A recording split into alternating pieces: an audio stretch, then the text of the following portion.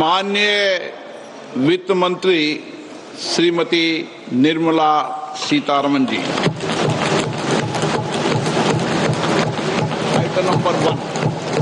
Item number one. Sir, with your permission, I rise to lay on the table a copy each of the following papers, Hindi and English versions, under Article 281 of the Constitution.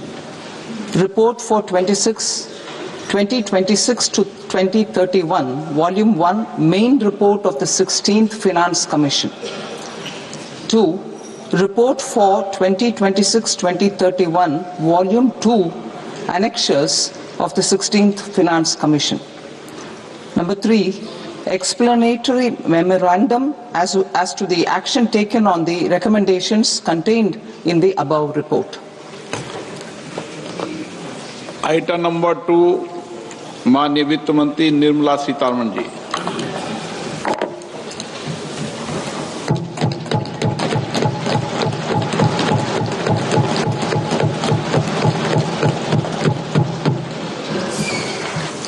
Honorable Speaker, sir, on the sacred occasion of Magh Purnima and the birth anniversary of Guru Ravidas, I present the budget for the year 2026-2027. Since we assumed office 12 years ago, India's economic trajectory has been marked by stability, fiscal discipline, sustained growth, and moderate inflation.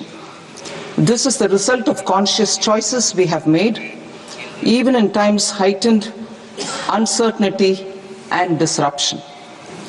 Our government, led by Honorable Prime Minister Modi, has decisively and consistently chosen action over ambivalence, reform over rhetoric, and people over populism.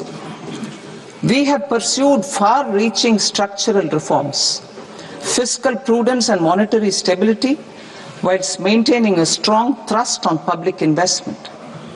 Keeping Atmanirbharta as a lodestar, we have built domestic manufacturing capacity, energy security, and reduced critical import dependencies. Simultaneously, we have ensured that citizens benefit from every action of the government, undertaking reforms to support employment generation, agricultural productivity, household purchasing power, and universal services to people.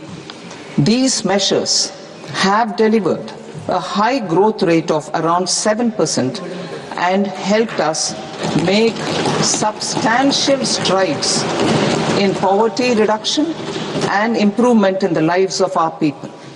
Today, we face an external environment in which trade and multilateralism are imperiled and access to resources and supply chains are disrupted. New technologies are transforming production systems while sharply increasing demands on water, energy, and critical minerals. India will continue to take confident steps towards Vikasit Bharat, balancing ambition with inclusion. As a growing economy with expanding trade and capital needs, India must also remain deeply integrated with global markets, exporting more and attracting stable long-term investment. As I begin Part A, I want to express my gratitude to the people for standing firmly with us as we forge our way together towards becoming one of the largest economies of the world.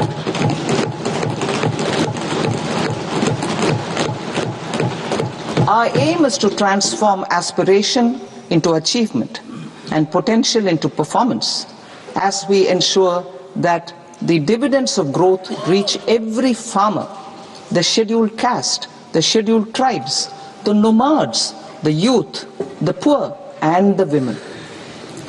In Vikasit Bharat Young Leaders Dialogue 2026, several innovative ideas were shared with our Prime Minister, which have inspired many of the proposals, making this a unique Yuva Shakti-driven budget. Our government's sankalp is to focus on our poor, underprivileged and the disadvantaged. To deliver on this sankalp, and given that this is the first budget prepared in Kartavya Bhavan, we are inspired by three Kartavya. Our first Kartavya is to accelerate and sustain economic growth by enhancing productivity and competitiveness and building resilience to volatile global dynamics. Our second Kartavya is to fulfill aspirations of our people and build their capacity, making them strong partners in India's path to prosperity. Our third Kartavya, aligned with our vision of Sabka Saath, Sabka Vikas, is to ensure that every family, community, region and sector has access to resources, amenities and opportunities for meaningful participation. This threefold approach requires a supportive ecosystem. The first requirement is to sustain the momentum of structural reforms, continuous, adaptive and forward-looking. Second, a robust and resilient financial sector is central to mobilizing savings, allocating capital efficiently and managing risks. Third, cutting-edge technologies, including AI applications, can serve us as force multipliers for better governance. Reform Express. Our government has undertaken comprehensive reforms towards creating employment, boosting productivity and accelerating growth. After the Prime Minister's announcement on Independence Day in 2025, over 350 reforms have been rolled out. This includes GST simplification, notification of labor codes, and rationalization of mandatory quality control orders. High-level committees have been formed, and in parallel, the central government is working with the state governments on deregulation and reducing compliance requirements. The Reform Express is well on its way and will maintain its momentum to help us fulfill our Kartavya. I now move to specific proposals. Under our first Kartavya, to accelerate and sustain economic growth, I propose interventions in 6 areas. 1. Scaling up manufacturing in 7 strategic and frontier sectors. 2. Rejuvenating legacy industrial sectors. 3. Creating champion MSMEs. 4. Delivering a powerful push for infrastructure. 5. Ensuring long-term security and stability. And 6. Developing city economic regions. Scaling up of manufacturing in 7 strategic and frontier sectors. Biopharma Shakti, meaning biopharma strategy for health advancement through knowledge, technology and innovation. India's disease burden is observed to be shifting towards non-communicable diseases like diabetes, cancer and autoimmune disorders. Biologic medicines are key to longevity and quality of life at affordable costs. To develop India as a global biopharma manufacturing hub,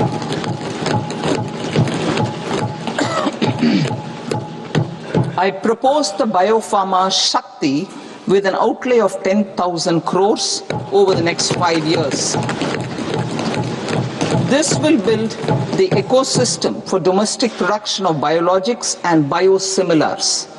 The strategy will include a biopharma-focused network with 3 new national institutes of pharmaceutical education and research, popularly known as NIPERS, and upgrading 7 existing ones. It will also create a network of 1,000 accredited India clinical trials sites.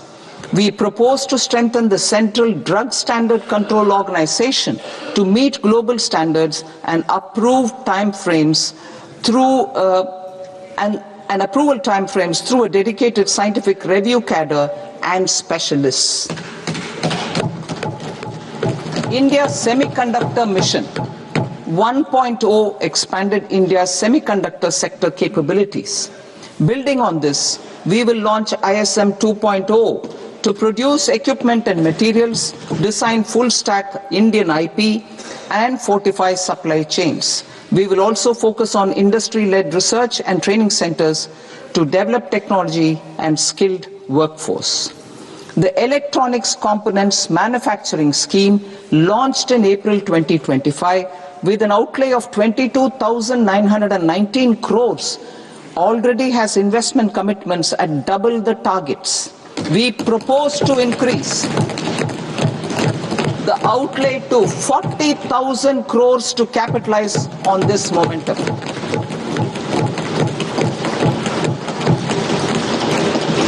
A scheme for rare earth permanent magnets was launched in 2025 November.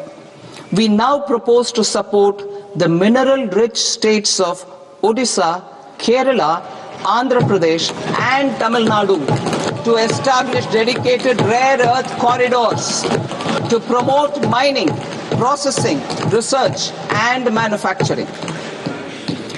To enhance domestic chemical production and reduce import dependency, we will launch a scheme to support states in establishing 3 dedicated chemical parks through challenge route on a cluster-based plug-and-play model. Strong capital goods.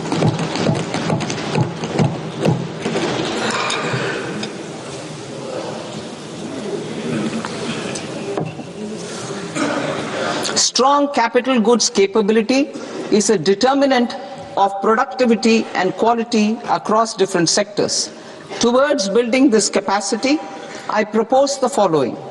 High-tech tool rooms will be established by central public sector enterprises at 2 locations as digitally enabled automated service bureaus that locally design, test and manufacture high-precision components at scale and at lower cost.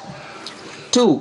A scheme for enhancement of construction and infrastructure equipments will be introduced to strengthen domestic manufacturing of high value and technologically advanced CIE. This can range from lifts in a multi-storied apartment or firefighting equipment in multiplexes, large or small, and to tunnel boring equipments for building metros and high-altitude roads. I also propose a scheme for container manufacturing to create a globally competitive container manufacturing ecosystem with a budgetary allocation of 10,000 crores over a 5-year period. For the labor-intensive textile sector, I propose an integrated program with 5 subparts. 1. The National Fiber Scheme for self-reliance in natural fibers, such as silk, wool and jute, man-made fibers, and new age fibers. Textile expansion and employment scheme to modernize traditional clusters with capital support for machinery, technology upgradation, and common testing and certification centers. 3. The National Handloom and Handicraft Program to integrate and strengthen existing schemes and ensure targeted support for weavers and artisans. Tex Eco Initiative to promote globally competitive and sustainable textiles and apparels. Samarth 2.0 to modernize the upgrade the textile skilling ecosystem through collaboration with industry and academic institutions. Further, I propose to set up a mega textile parks in challenge mode. They can also focus on bringing value addition to technical textiles.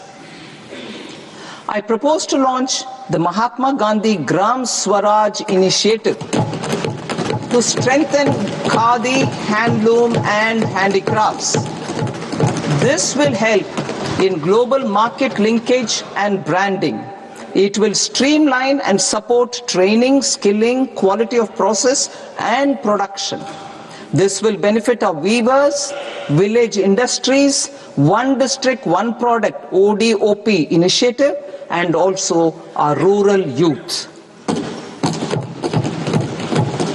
India has the potential to emerge as a global hub for high quality, affordable sports goods.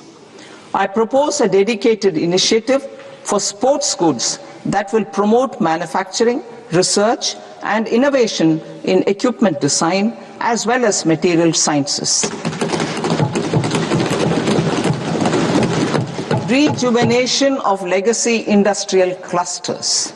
I propose to introduce a scheme to revive 200 legacy industrial clusters to improve their cost competitiveness and efficiency through infrastructure and technology upgradation.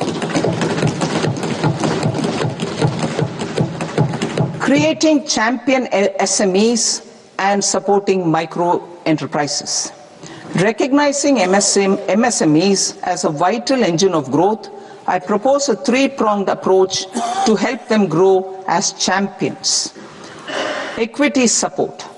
I propose to introduce a dedicated 10,000 crores SME growth fund to create future champions, incentivizing enterprises based on select criteria.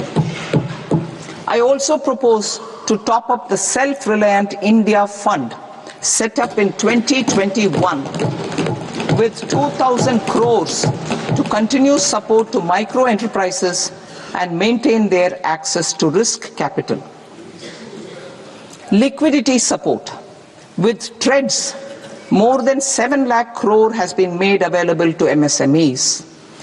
To leverage its full potential, I propose 4 measures. 1. Mandate TREDS as the transaction settlement platform for all purchases from MSMEs by CPSEs, serving as a benchmark for other corporates. 2. Introduce a credit guarantee support mechanism through CGTMSE for invoice discounting on TREDS platform. 3. Link GEM with TREDS for sharing information with financiers about government purchases from MSMEs, encouraging cheaper and quicker financing. 4. Introduce TREDS receivables as asset-backed securities, helping develop a secondary market, enhancing liquidity and settlement of transactions. Professional support. Government will facilitate professional institutions such as the ICAI, ICSI, ICMAI to design short-term modular courses and practical tools to develop a cadre of corporate mitras, especially in Tier 2 and Tier 3 towns. These accredited para-professionals will help MSMEs meet compliance requirements at affordable costs. Infrastructure. During this past decade, our government has undertaken several initiatives for large-scale enhancement of public infrastructure, including through new financing instruments such as Infrastructure Investment Trust (InvITs) and Real Estate Investment Trust (REITs), and institutions like NIIF and NABFID. We shall continue to focus on developing infrastructure in cities with over 5 lakh population, that is Tier 2, Tier 3 cities, which have expanded to become growth centers. Public capital expenditure has increased manifold from 2 lakh crore in 2014-15 to an allocation of 11.2 lakh crore in BE 25-26. In this coming year, that is financial year 2026-27, I propose to increase it to 12.2 lakh crores to continue the momentum. To strengthen the confidence of private developers regarding risks during infrastructure development and construction phase, I propose to set up an infrastructure risk guarantee fund to provide prudentially calibrated partial credit guarantee to lenders. Over the years, RITES have emerged as a successful instrument for asset monetization.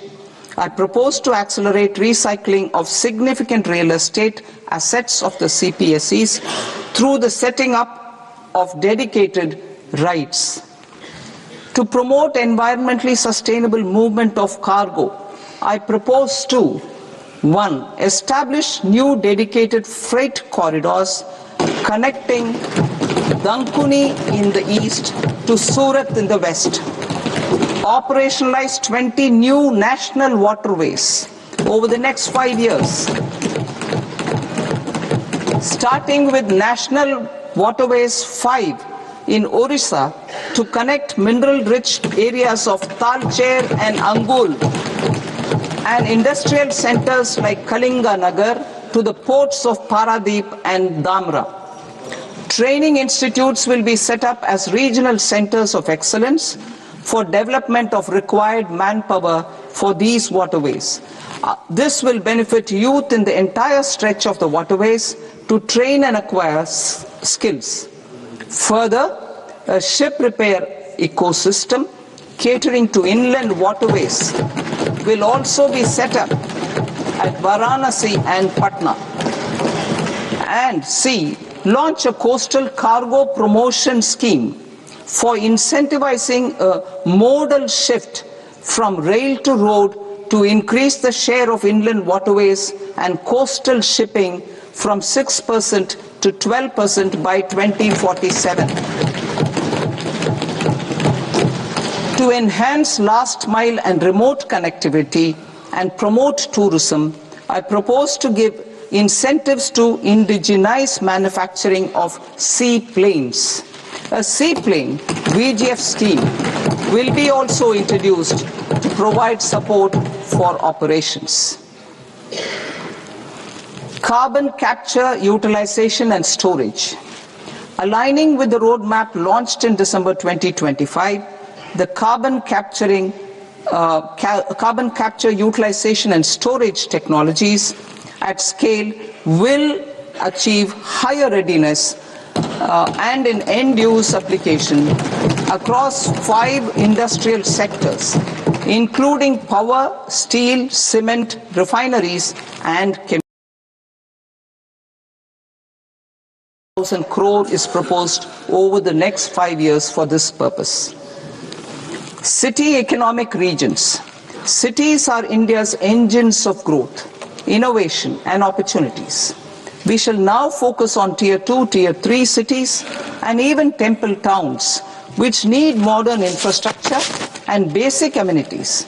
This budget aims to further amplify the potential of cities to deliver the economic power of agglomerations by mapping city economic regions based on their specific growth drivers. An allocation of 5,000 crore per CER over 5 years is proposed for implementing their plans through a challenge mode with a reform-cum-result-based financing mechanism.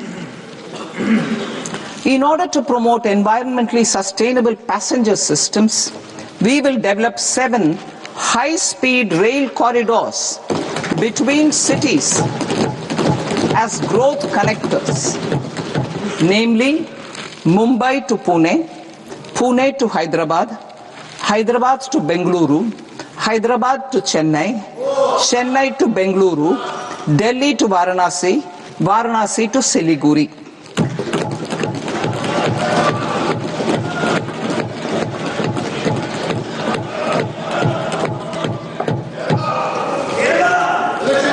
Financial sector. The Indian banking sector today is characterized by strong balance sheet, historic highs in profitability, improved asset quality, and coverage exceeding 98% of villages in the country.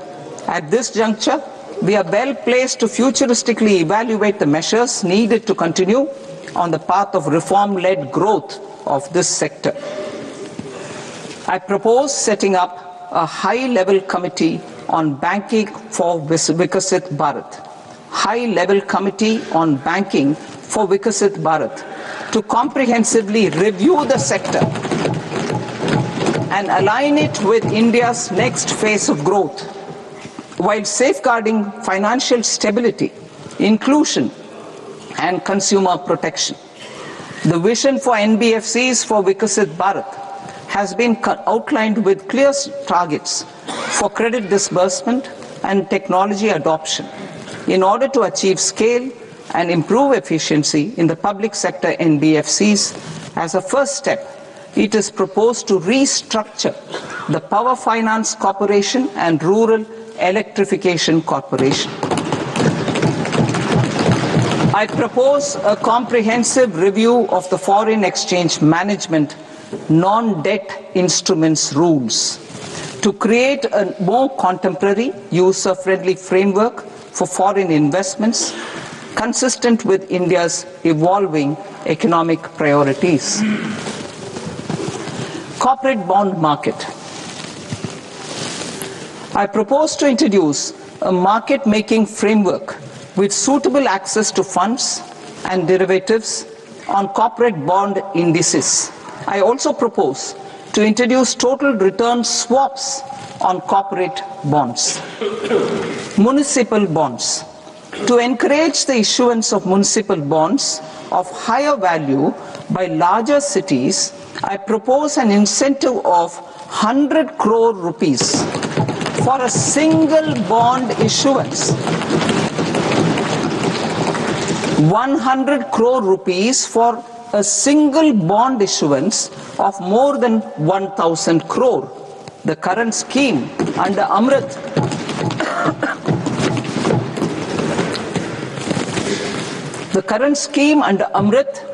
which incentivizes issuances up to 200 crores only, will also continue to support smaller and medium towns. That will also continue to support the smaller and medium towns. Ease of doing business. Individual persons resident outside India, PROI, will be permitted to invest in equity instruments of listed Indian companies through the Portfolio Investment Scheme. It is also proposed to increase the investment limit for an individual PROI under the scheme from 5% to 10%, with an overall investment limit for all individual PROIs to 24% from the current 10%. Emerging technologies including AI. 21st century is technology driven. Adoption of technology is for the benefit of all people. Farmers in the field, women in STEM, youth keen to upskill, and Divyangjan to access newer opportunities. The government has taken several steps to support new technologies through AI Mission, National Quantum Mission, Anusandhan National Research Fund, and Research and Development and Innovation Fund. Our second kartavya is to fulfill aspirations and build capacities. Close to 25 crore individuals have come out of multi-dimensional poverty through a decade of our government's sustained and reform-oriented efforts.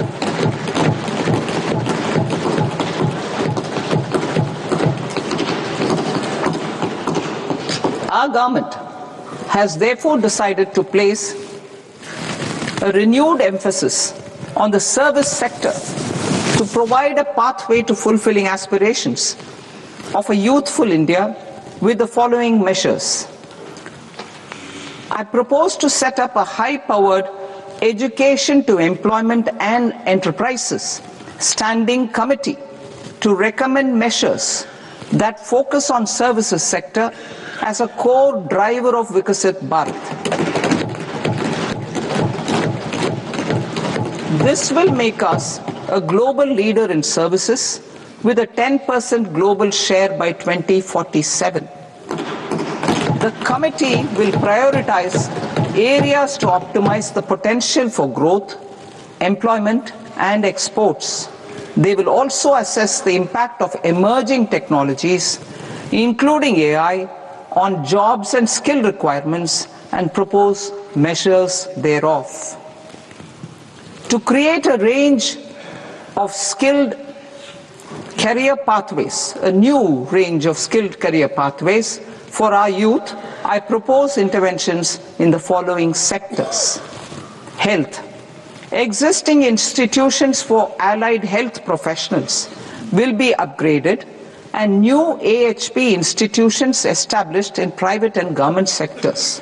This will cover 10 selected disciplines, including optometry, radiology, anesthesia, OT technology, applied psychology and behavioral health, and add 1 lakh AHPs over the next 5 years. A strong care system covering geriatric and allied care services will be built. A variety of NSQF-aligned programs will be developed to train multi-skilled caregivers, combining core care and allied skills such as wellness, yoga, and operation of medical assistive devices. In the coming year, 1.5 lakh caregivers will be trained.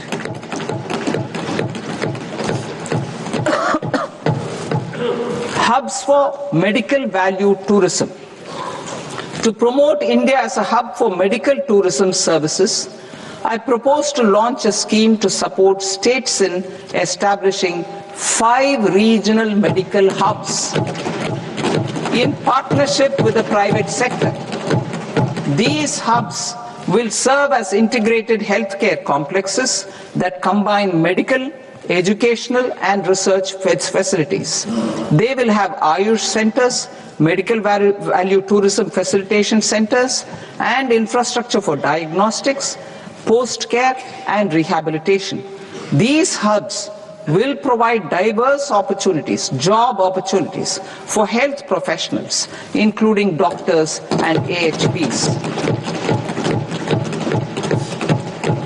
Ancient Indian yoga, already respected in several parts of the world, was given a mass global recognition when Honorable Prime Minister took it to the UN.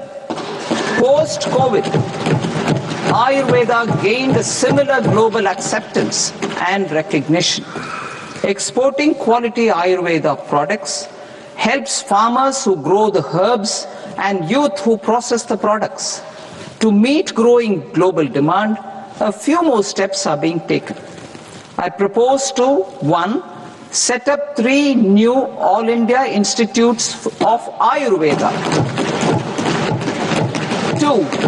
Upgrade Ayush pharmacies and drug testing labs for higher standards of certification ecosystem and make available more skilled personnel. 3.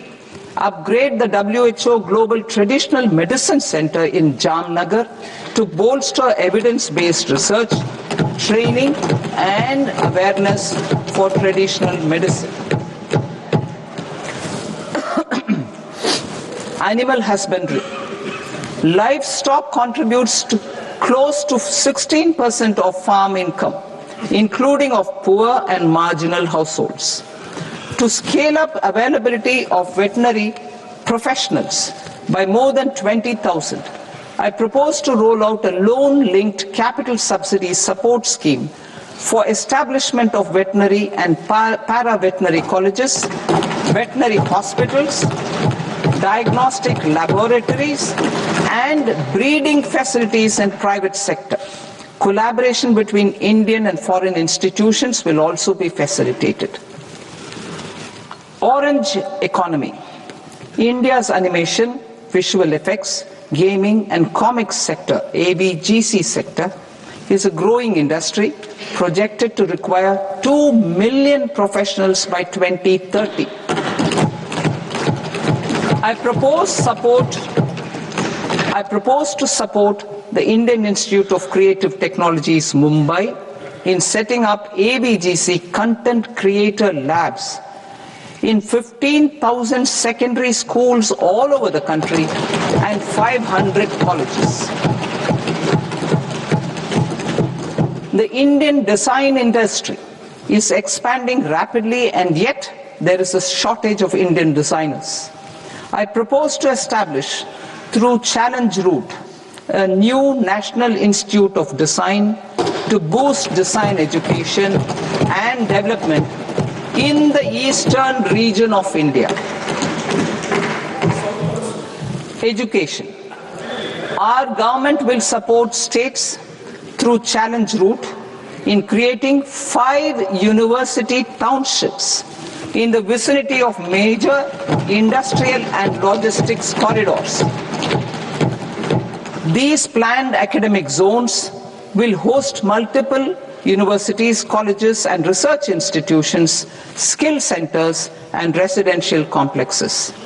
In higher education, STEM institutions, prolonged hours of study and laboratory work pose some challenges for girl students. Through VGF, Viability Gap Funding and capital support, one girls' hostel will be established in every district.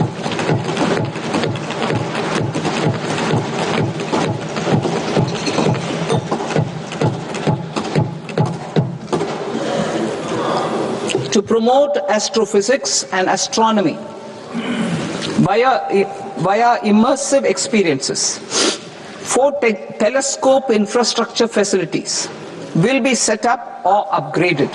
The National Large Solar Telescope, the National Large Optical Infrared Telescope, the Himalayan Chandra Telescope, and the Cosmos 2 Planetarium. Tourism. The tourism sector has the potential to play a large role in the employment generation, forex earnings, and expanding the local economy. I propose to set up a National Institute of Hospitality by upgrading the existing National Council for Hotel Management and Catering Technology. It will function as a bridge between academia, industry, and government. I also propose a pilot scheme for upskilling 10,000 guides in 20 iconic tourist sites through a standardized, high-quality, 12-week training course in hybrid mode in collaboration with the Indian Institute of Management. A national destination digital knowledge grid will be established to digitally document all places of significance, cultural, spiritual, and heritage. This initiative will create a new ecosystem of jobs for local researchers, historians, content creators, and technology partners. India has the potential and opportunity to offer world-class trekking and hiking experience. We will develop ecologically sustainable mountain trails in Himachal Pradesh, Uttarakhand, and Jammu Kashmir. Also in Araku Valley in the Eastern Ghats and Podigai Malai in the Western Ghats. Turtle trails along key nesting sites in the coastal areas of Odisha, Karnataka and Kerala. And 3 bird watching trails along the Pulikat Lake in Andhra Pradesh, Tamil Nadu. It's on the border. Under the visionary leadership of Honorable Prime Minister, we established the International Big Cat Alliance in 2024.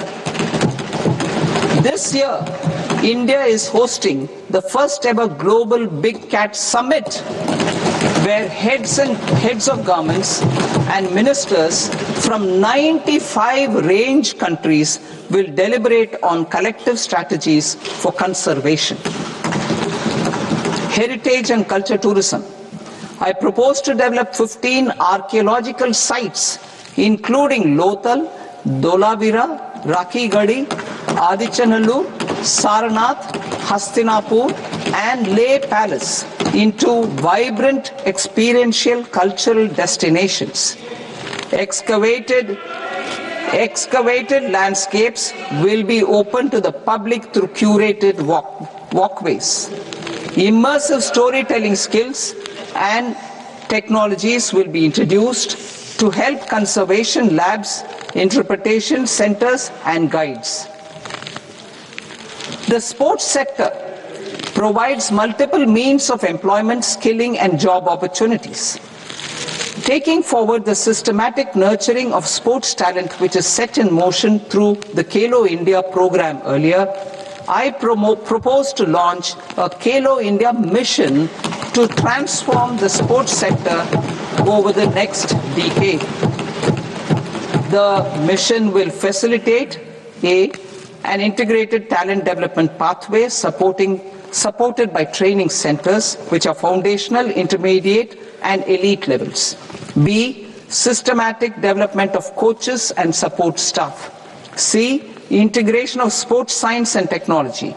D, competitions and leagues to promote sports culture and provide platforms. And E, development of sports infrastructure for training and competition. Our third Kartavya aligns with our vision of Sabka Saath, Sabka Vikas towards Vikasit Bharat. This requires targeted efforts for 1. Increasing farmer incomes through productivity enhancement and entrepreneurship, with special attention to small and marginal farmers.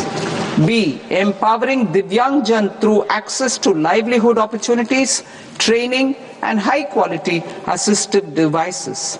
C. Empowering the vulnerable to access mental health and trauma care. D. Focus on the Purvodaya states and the Northeast region to accelerate development and employment opportunities. Fisheries. We will undertake initiatives for integrated development of 500 reservoirs and Amrit Sarovars. 2.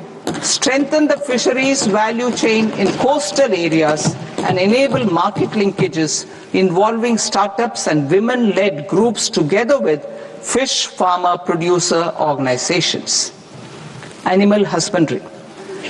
To provide quality employment opportunities in rural and peri-urban areas, we will support the animal husbandry sector in entrepreneurship development through a credit-linked subsidy program, B, scaling up and modernization of livestock enterprises, C, enhanced creation of livestock, dairy, and poultry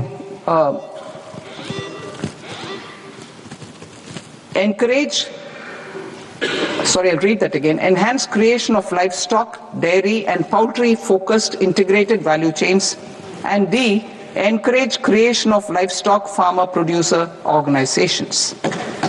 High-value agriculture.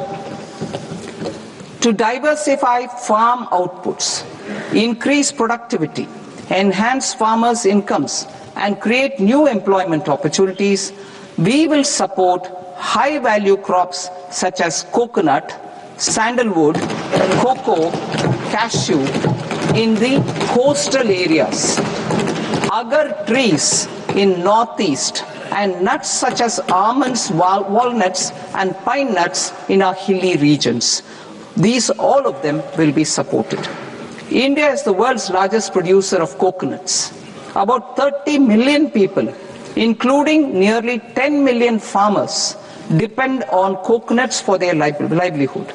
To further enhance competitiveness in coconut production, I propose a coconut promotion scheme to increase production and enhance productivity through various interventions, including replacing and non-productive trees with new saplings or plants or varieties in major coconut growing states. A dedicated program is proposed for Indian cashew and cocoa to make India self-reliant in raw cashew and coconut production and processing, enhance export competitiveness, and transform Indian cashew and Indian cocoa into premium global brands by 2030. Sandalwood. Sandalwood is closely linked to India's social and cultural heritage. Our government will partner with state governments to promote focused cultivation and post-harvest processing to restore the glory of the Indian sandalwood ecosystem, to rejuvenate old, low-yielding orchards and expand high-density cultivation of walnuts, almonds and pine nuts. We will support a dedicated program to enhance farmer incomes and in bringing value addition by engaging youth. Bharat Vistar, that is virtually integrated system to access agricultural resources. I propose to launch Bharat Vistar, a multilingual AI tool that shall integrate the AgriStack portals and the ICAR package on agricultural practices with AI systems. This will enhance farm productivity, enable better decisions for farmers, and reduce risk by providing customized advisory support. She Marts for rural women-led enterprises. Building on the success of Lakpati Didi program, I propose to help women take the next step from credit-linked livelihoods to being owners of enterprises, roles which are suitable for Divyangjan. We will ensure dignified livelihood opportunities through industry-relevant and customized training specific to each Divyang and in Facebook as regional apex institutions. Emergencies expose families, particularly for creation of 5 tourism destinations in 5 Purvodaya states and the provision of 4,000 e-buses. Tax and interest due. Penalties for certain technical defaults such as failure to get accounts audited, non-furnishing of transfer pricing audit report, and default in furnishing statement for financial transactions are proposed to be converted into fee.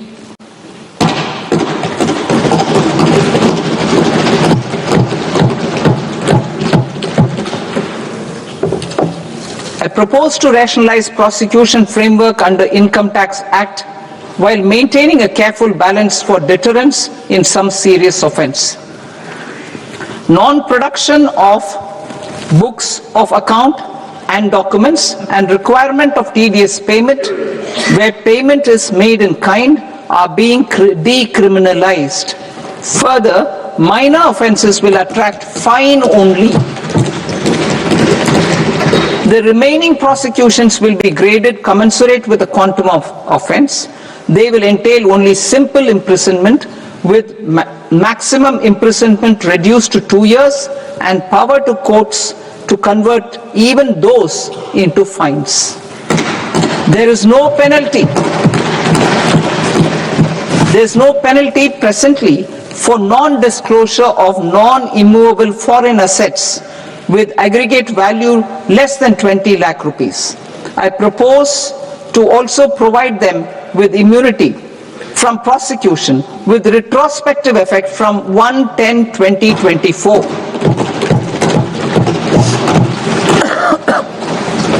Cooperatives. Deduction is already allowed to a primary cooperative society engaged in supplying milk, oilseeds, fruits or vegetables raised or grown by its members. I propose to extend this deduction to also include supply of cattle feed and cotton seed produced by its members. I propose to allow inter-cooperative society dividend income as deduction under the new tax regime to the extent it is further distributed to its members. I further propose to allow exemption for a period of 3 years to dividend income received by a notified national cooperative federation on their investments made in companies up to 31/1/2026. This exemption would be allowed only for dividends further distributed to its member cooperatives. Supporting IT sector as India's growth engine. India is a global leader in software development services, IT-enabled services, knowledge process outsourcing services, and contract R&D services relating to software development. These businesses and their segments are quite interconnected with each other. All these services are proposed to be clubbed under a single category of information technology services with a common safe harbor margin of 15.5% applicable to all. The threshold for availing safe harbor for IT services is being enhanced substantially from 300 crore rupees to 2,000 crore rupees. Safe harbor for IT services shall be approved by an automated rule-driven process without any need for tax officer to examine and accept the application. Once applied by an IT services company, the same safe harbor can be continued for a period of 5 years at a stretch at its choice. For IT services companies who want to conclude advanced pricing agreement, APA, I propose to fast-track unilateral APA process for IT services and endeavor to conclude it within a period of 2 years. The period of 2 years can be extended by a further period of 6 months on taxpayers' request. I propose to extend the facility of modified returns available to the entity entering APA to its associated entities also. Attracting global business and investment. Recognizing the need to enable critical infrastructure and boost investment in data centers, I propose to provide tax holiday till 2047 to any foreign company that provides cloud services to customers globally by using data center services from India. It will, however, need to provide services to Indian customers through an Indian reseller entity. I also propose to provide a safe harbor of 15% on cost in case the company providing data center services from India is a related entity.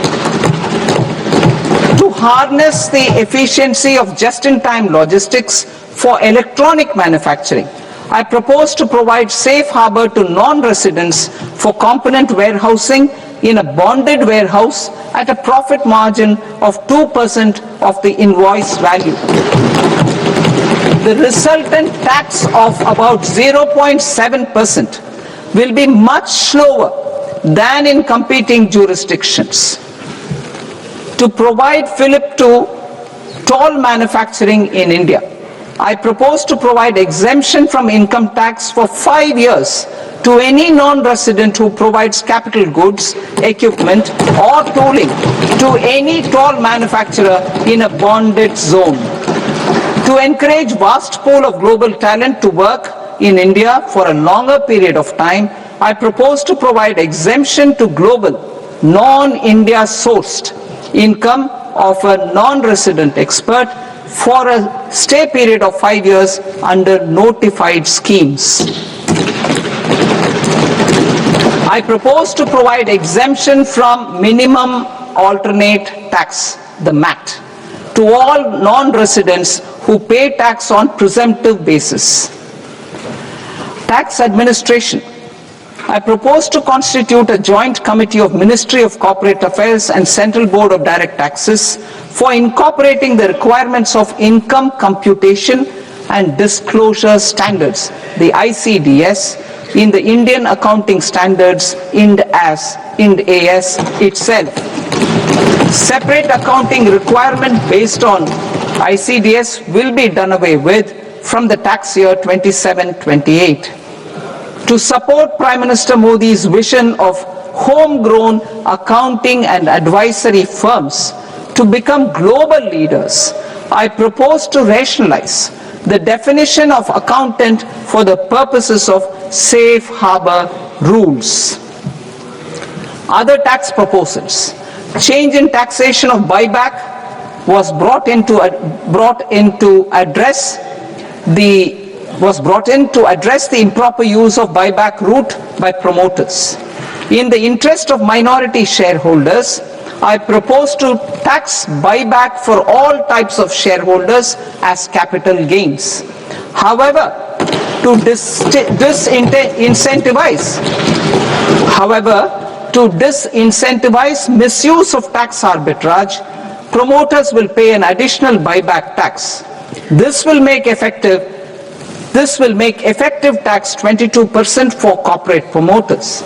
For non-corporate promoters, the effective tax will be 30%. TCS rate for sellers of specific goods, namely alcoholic liquor, scrap and minerals, will be rationalized to 2%, and that on tendu leaves will be reduced from 5% to 2%. I propose to raise the STT on futures to 0.05% from the present 0.02%. STT on options premium and exercise of options are both proposed to be raised to 0.15% from the present rate of 0.1% and 0.125% respectively. We reformed the taxation landscape for corporates in 2019 by providing them a simplified regime with lower tax rate so that they could productively focus on business rather than on claim of deductions and exemptions. To encourage companies to shift to the new regime, set off of brought forward MAT credit, minimum alternate tax credit, is proposed to be allowed to companies only in the new regime. Set off using available MAT credit is proposed to be allowed to an extent of 1/4 of the tax liability in the new regime.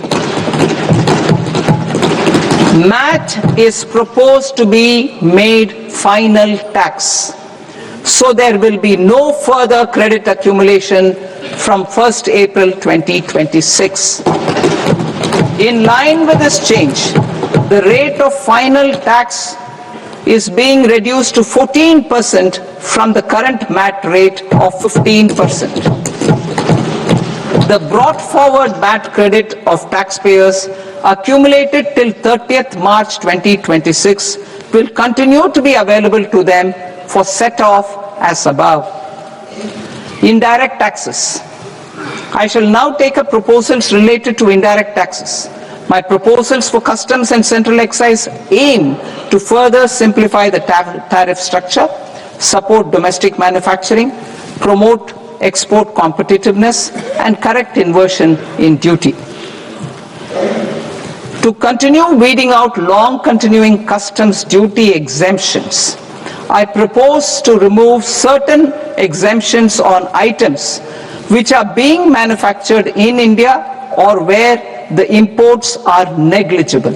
Similarly, to further simplify the process of ascertaining the rate of duty applicable on a particular item, I propose to incorporate certain effective rates in various customs notifications to the tariff schedule itself. I shall now take up sector-specific proposals. Promotion of exports of marine, leather, and textile products. I propose to increase the limit for duty-free imports of specified inputs used for processing seafoods for export from the current 1% to 3% of FOB value of the previous year's export turnover. I also propose to allow duty-free imports of specified inputs, which is currently available for exports of leather or synthetic footwear, to exports of shoe uppers as well. I propose to extend the time period for export of final product from the existing 6 months to 1 year for exporters of leather or textile garments, leather or synthetic footwear, and other leather products. Energy transition and security. I propose to extend the basic customs duty exemption given to capital goods used for manufacturing lithium-ion cells for batteries to those used for manufacturing lithium-ion cells for battery energy storage systems also. I propose to exempt basic customs duty on import of sodium antimonate for use in manufacture of solar glass. Nuclear power. I propose to extend the existing basic customs duty exemption on imports of goods required for nuclear power projects till the year 2035 and expand it for all nuclear plants irrespective of their capacity. Critical minerals. It is proposed to provide basic customs duty exemption to the import of capital goods required for the processing of critical minerals in India. Biogas blended CNG. I propose to exclude the entire value of biogas while calculating the central excise duty payable on biogas blended CNG. Civil and defense aviation. I propose to exempt basic customs duty on components and parts required for the manufacture of civilian training and other aircrafts. It is proposed to exempt basic customs duty on raw materials imported for the manufacture of parts of aircraft to be used in maintenance, repair, or overall requirements by units in the defense sector. Electronics. To deepen value addition in the consumer electronics sector, I propose to exempt basic customs duty on specified parts used in the manufacture of microwave ovens. Special economic zone. To address the concerns arising about utilization of capacity by manufacturing units in the special economic zones due to global trade disruptions, I propose as a special one-time measure to facilitate sales by eligible manufacturing units in SEZs to the domestic tariff area at concessional rates of duty.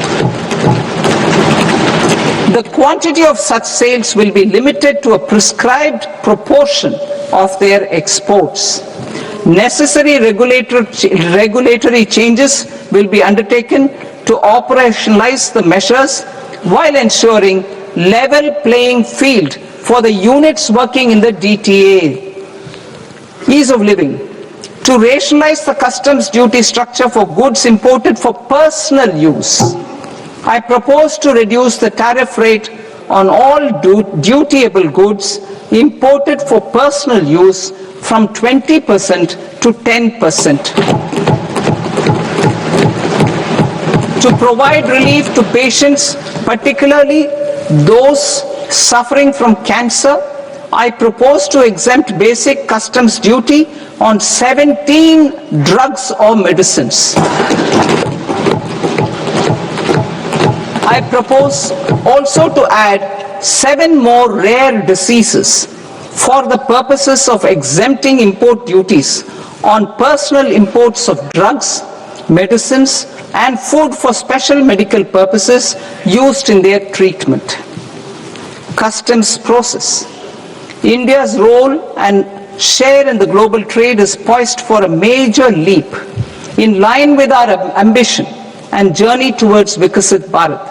In this regard, I propose many measures for custom processes to have minimal intervention for smoother and faster movement of goods and greater certainty to the trade. Trust-based systems. I propose to enhance duty deferral period for Tier 2 and Tier 3 authorized economic operators, known as AEOs, from 15 days to 30 days. I propose to provide eligible manufacturer importers the same duty deferral facility. This should encourage them to get themselves accredited as a full-fledged Tier 3 AEO in due course. To provide greater certainty and for better business planning, I propose to extend validity period of advance ruling binding on customs from the present 3 years to 5 years. In the spirit of the whole of government approach,